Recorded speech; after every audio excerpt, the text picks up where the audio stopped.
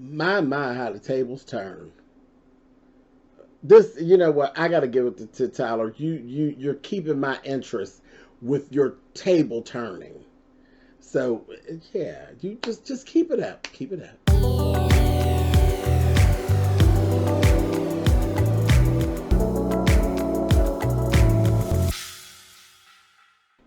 Hey guys, thanks so much for clicking on the video. This is my review for Sistas. This is season 1, episode 16. Tables turning. But listen to this. Listen to this. Okay. Fatima. Fatima! Baby, I need, if I ever go and pull me an assistant to do my business, I need me an assistant like Fatima. Fatima is ride or die. Fatima, by the way, if y'all don't remember who Fatima is um, the secretary to or assistant of Andy. And baby, Fatima is ride or die. She's like, if you go, I go. Wherever you go, whenever you get a job, I want to come and be your secretary or assistant wherever you go. Wherever you go, take me with you. And remember, she put her up on game and told her, I don't like what they're doing. This, that. She's ride or die. I was feeling it. I'm feeling for Fatima. But dig with this whole thing. How they hit Miss Andy, baby. Is they all up in there.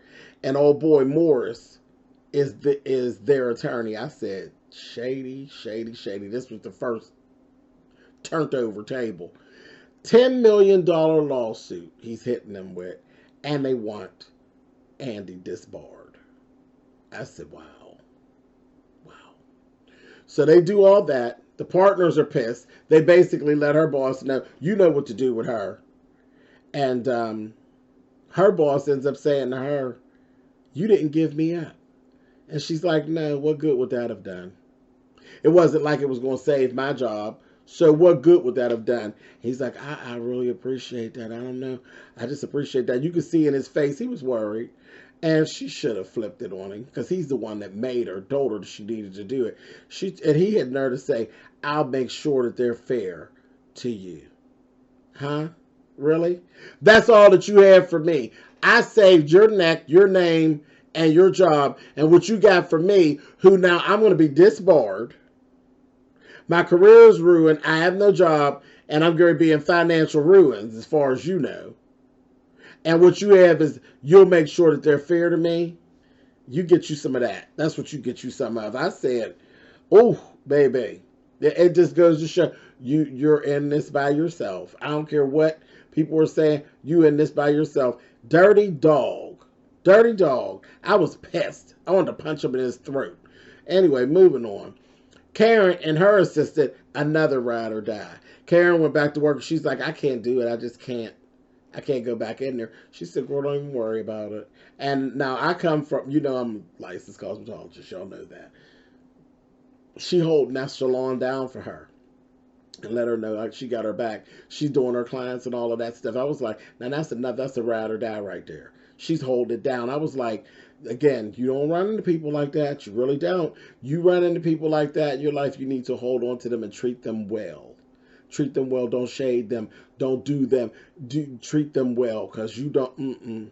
And the hair business, cosmetology is a slimy business. That whole lawyers and hairdresser slimy because it's all about your work states your money and slimy. Trust me, slimy. Anyway, moving on. But you found a good girlfriend like that ain't jealous of you and shit like that, you hold on to them. Anyway, moving on. So Andy is leaving the office and she runs it. She ain't actually running into, he was waiting on her, old Morris. He down there waiting on her. I said, he giving me stalker tease. I was like, I don't know about him. But he's telling her, you too special to be somebody's side chick and this, that, and the other. He offered her a job. She declined. He offered her to go out for drinks. She declined. And one part of me was saying, cuss his ass out.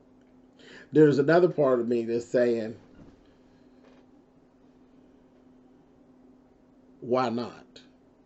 But know who you're dealing with, know what you're dealing with, and always have in the back of your mind what your plan A, B, and C is, because eventually you're going to do him dirty. And I would. And I would. But she declined everything. Moving on. Sabrina and Maurice. They're down there doing their thing. It was another long, drawn-out Tyler Perry thing, but long story short, Alonzo rolls in, which was the dude that was the basketball player or whatever he was. He was a complete jerk, but he got money.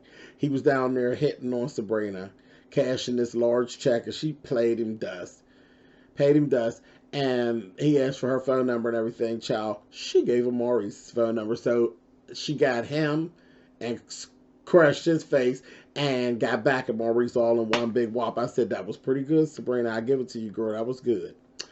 Then let's move over to Helena and Danny. Baby. Helena been up in the bathroom hiding, child, carrying on. Zach goes to Danny and tells her that Danny went up in that bathroom, honey, and said, girl, what is going on, honey? Piss on the stick and let's get this moving. She said, what's going on? She said, I love him. She said, ah, damn all that. Girl, she's like, I'm not pregnant. She said, well, why would you do that? Get your ass up, go talk to him, and get it straight. It is what it is. Let it go. And she's like, okay, I'm going to go. And she goes there and wash your damn hands. Funny as hell. Funny as hell, because that nasty broad was great and roll right out of there, and they wash their hands, and they're pissing on sticks and carrying on. Nasty. Anyway. So, Andy and Karen end up talking. And she's going and explaining the whole fight between Aaron and Zach. And she was saying, you know, I don't know, girl, she was turned on by the fact that Aaron was being different than what she thought before, because she has this whole thing about him being a pastor and all that. Baby, he got the rumbling with Zach, and it turned her on. So she's in this place now where she is confused. She's confused about what she wants to do. I know she loves Zach, but she got a thing for Aaron. It is what it is. I understand. Moving on. Sabrina and Danny. She goes and has lunch with Danny. This got on my nerves because through all of what we've gone through, Sabrina is still questioning whether or not Calvin is bisexual. And I was just like, you know, I just got real irritated and I was real anxious, and I was like, they're getting on my nerves right now with this. Really getting on my nerves. So I don't know what's going to go on there, but I hope he cuss her out. I hope he just cuss her out because she's just acting stupid. Anyway, listen, Preston been texting Danny. He wants some more of that thing, honey, and she playing around. And Sabrina took her phone and texted him back. So, girl, you better give Preston, better get your ass in gear, Danny. Anyway, moving on. Karen sits with Aaron. And we found out even more about Aaron. Aaron is an ex-alcoholic and junkie. Okay? The kids are not even his own biological children. So he has very good qualities about him, and he has some bad qualities about him. Because he was ready to give up his sobriety because of this whole little thing, you know, that's going on. I understand the push and the pull, and I understand that she likes him, and then they have this common ground now. He not good for you, Karen, and you're not good for him. You're not strong enough for what he got going on, and you are not what he needs right now. He don't need to be in love with nobody right now. Right now, he needs to seek counsel, is what he needs to do. He needs to talk to whoever is his spiritual counselor, and he also needs to talk to his therapist as well. He does not need you right now. The mother-in-law and them, they're taking the children away from him. He has issues on top of issues on top of issues. Karen is not equipped. Karen's not equipped to deal with Aaron right now at all. So I say a no to Aaron. Last thing we see is Fatima brings this big basket in to Andy's place, and she's like, "What is this?" She's like, "Oh, these are your things from the office." It was old boy in the cart. I was like, "Now, Fatima, I was for you, girl, but she don't need to see him at all." At all. He need to get on out of here. So that's where we ended. I said, he going to come in here with his bull crap. I don't want to hear nothing from him. She need to slit his throat. And that's where I'm going to leave that. Can't wait for the next episode, but she needs to slit his throat. He's a whole dog. A whole dog. Anyway, later for him.